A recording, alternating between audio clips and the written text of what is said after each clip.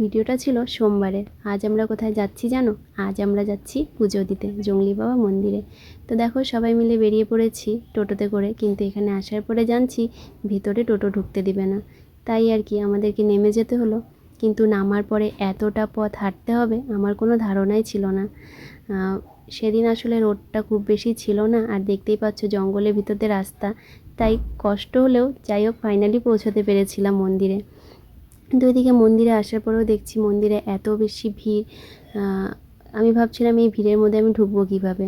তো এখানে অনেকক্ষণ লাইনে দাঁড়ানোর পর কোনো রকমে ভিড় ঠেলে পুজো দিতে ঢুকতে পেরেছিলাম।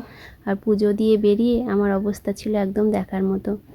তো পুজোর কমপ্লিট হওয়ার পরে সবাই মিলে একটু ওখানে খিচুড়ি খেয়ে নিলাম গাছের নিচে বসে। তারপর বাড়ি আসার পথে দেখছি এখানে কানের বিক্রি হচ্ছিলো।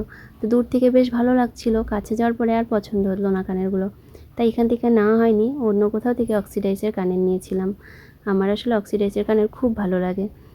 তারপর এখানে খেলা দেখাচ্ছিল, কিন্তু দাঁড়িয়ে আর দেখা হয়নি, কারণ ততক্ষণে আমার শরীরটা খুব বেশি খারাপ লাগছিল।